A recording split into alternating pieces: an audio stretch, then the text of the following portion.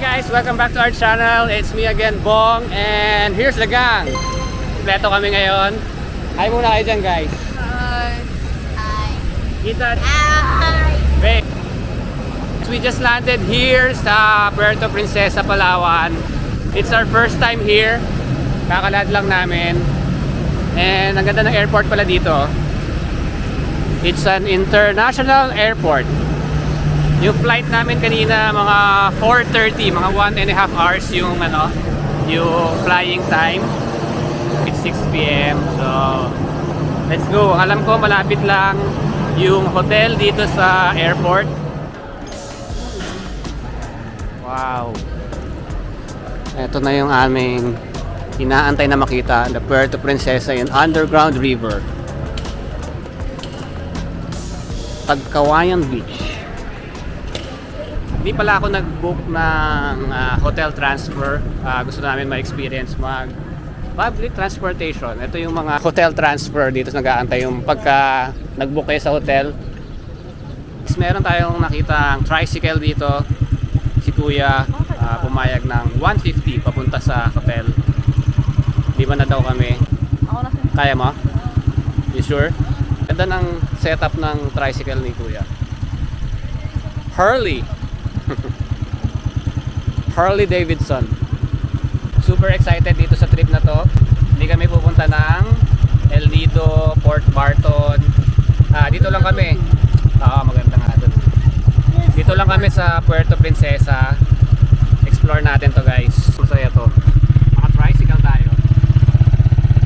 Ito si Kuya. Kuya, ano pangalan mo? Ronald po, sir. Si Kuya Ronald. Welcome, sir, sa Palawan. Amat. Ano mag-enjoy po kayo dito, sir? Thank you. Ilang days po ba kayo dito, sir? 3 nights. 3 nights.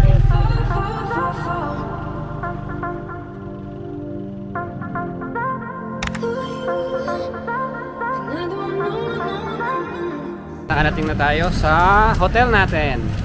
Empire Suites Hotel. Di ba? Ang lakas makayaman nung pangalan ng hotel. Empire na, suite pa. Pero ano lang to, guys, budget accommodation lang. Front desk located third floor. Sira ang elevator, guys.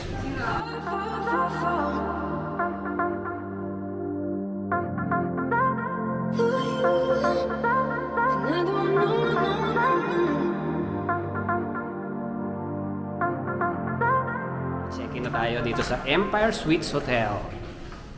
Lakas talaga makayaman ng pangalan.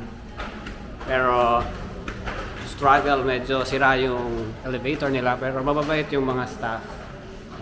Room 402.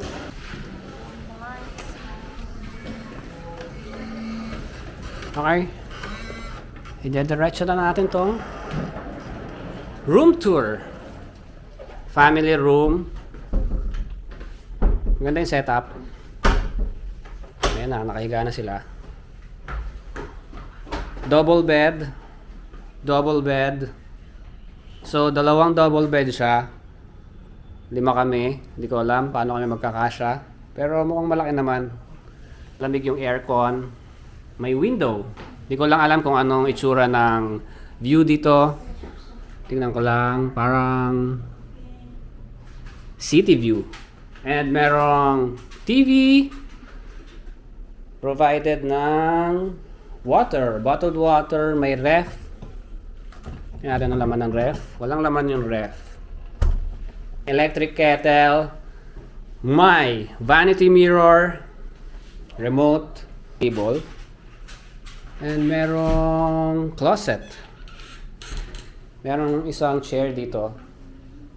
And I like the design. Simple lang. And mukhang malinis naman.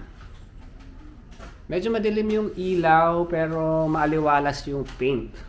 Check natin yung CR. Yan, maliit lang yung CR. Merong hair dryer. May toiletries.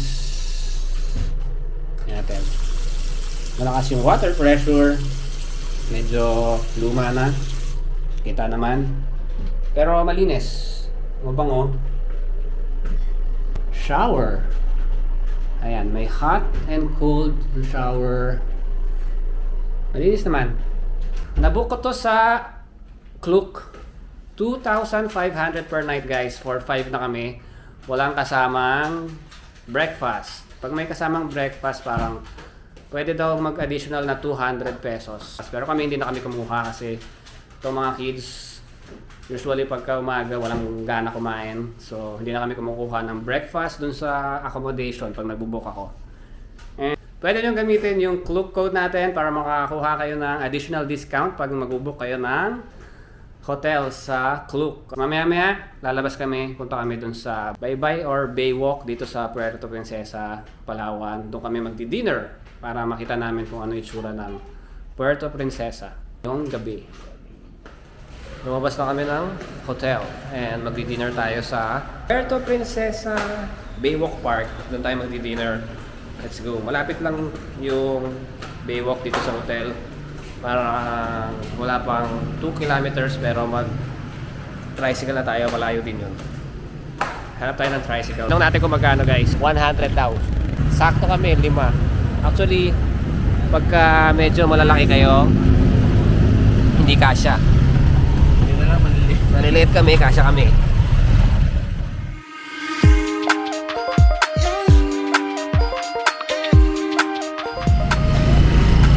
Super daming kainan dito guys. May, hindi nyo lang nakikita nasa kabilang side eh. Pero may McDo, may Jollibee, may Shakey's. Hindi tayo magugutom dito.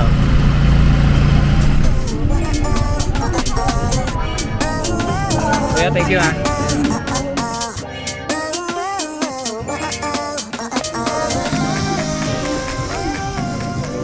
Okay guys, nandito na tayo sa Puerto Princesa Baywalk Park. Daming mga locals na namamasyal. May nagsusumba. Stay healthy. Jog, be happy, smile, relax, enjoy life. Daming kainan dito guys. Oh. Mga iba't ibang kainan. Pili lang tayo dyan mamaya. Hanap tayo. May to go na barko.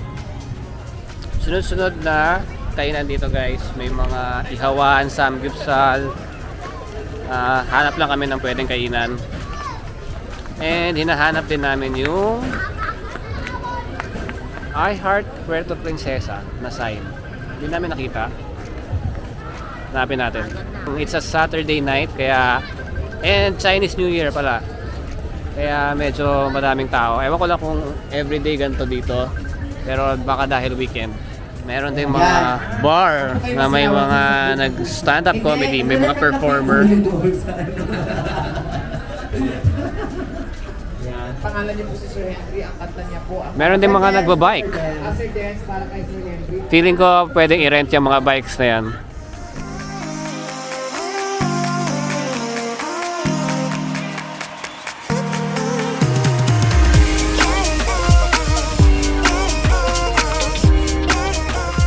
Hi guys, so andito tayo sa Hobbies Tambayan. Order namin grilled liempo with rice 150. Grilled chicken with rice 150. Order din kami ng pork sisig 280. Ito yung napili namin kainan kasi medyo maliwanag, maayos, and hindi siksikan. Kaya dito namin napili kumain. Hobbies Tambayan. Yung iba kasi guys, marami nang nag-iinom. Dito parang napansin namin kumakain pamilya kaya namin na-decide mag-eat. May suot ni Ethan, yung nabili namin batik sa Bali. Ayun lang niya yan nasuot. Yun, yung ating ulam. Yung ihaw na ni Kuya. Bango. Ito yung mga grilled food nila. May chicken, may isda. Liempo. Sisig to. Ito yung mga seafood. Uy, bango. Sarap. Yung sisig. And ang dami pala ng serving guys. So, tingnan nyo. 150 to guys. Ito yung liempo, 150 din. Stick to your Ito plastic. sisig, Stick to your 280. 280. Malaki yung serving nila. Sulit na yan sa 150. How's the liempo? Yummy? Fry. Tignan natin guys yung liempo.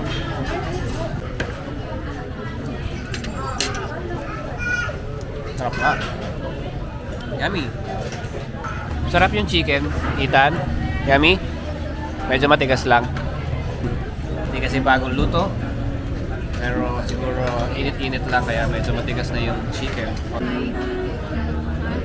Sisi. Taste natin yung sisi.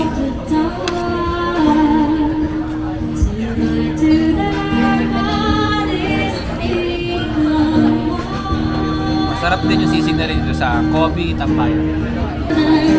So guys, meron din ditong acoustic.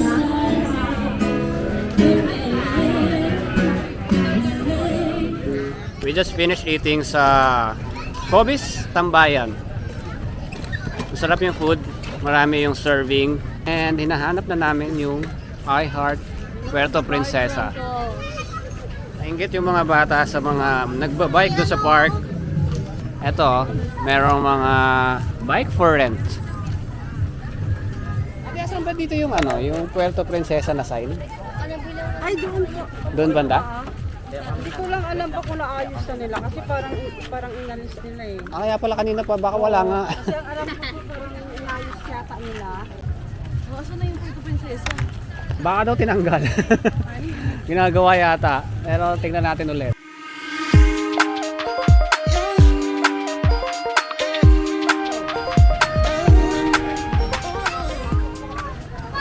Look, meron din mga tindang mga cotton candy, popcorn.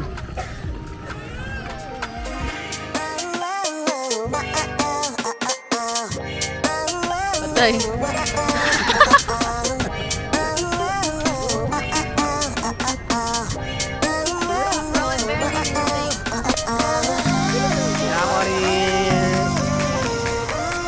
Wow! Big!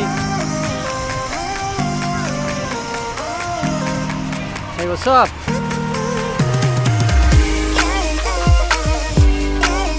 Hindi magandang idea to na nagpapapawis tayo pagkatapos kumain. Ang dilim ng baywalk nila. Feeling ko ito yung I Heart Puerto Princesa.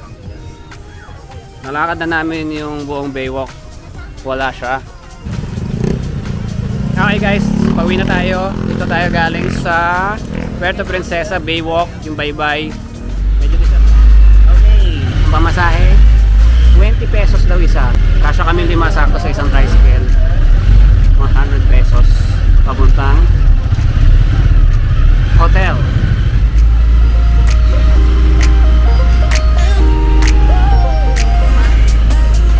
Dito na kami sa hotel ulit guys. Bumili lang kami ng water. Sira yung elevator dito sa hotel guys. Malinis yung mga rooms, mabilis yung internet, pero yun lang, yung elevator wala. Nasa 4th floor hingal. First night dito sa Puerto Princesa guys. And super excited mag-explore pa bukas. Bukas pupunta kami ng... Saan tayo pupunta? Underground River. Yes, pupunta kami ng Puerto Princesa Underground River. Excited kami doon, lalo na ako. Same! Mas Pati lalo ikaw? ako. Okay, pati pala ito mga bata. Ang Underground River kasali sa New 7 Wonders of Nature and UNESCO World Heritage Site. So meron tayo doon sa Pilipinas. Excited kami lahat tomorrow. And that's it for our vlog guys. So thank you for watching. Don't forget to like, share, and subscribe on our channel. And see you on our next adventure. Bye guys. Say bye! Bye guys. Pahinga na kami. And maaga kami bukas.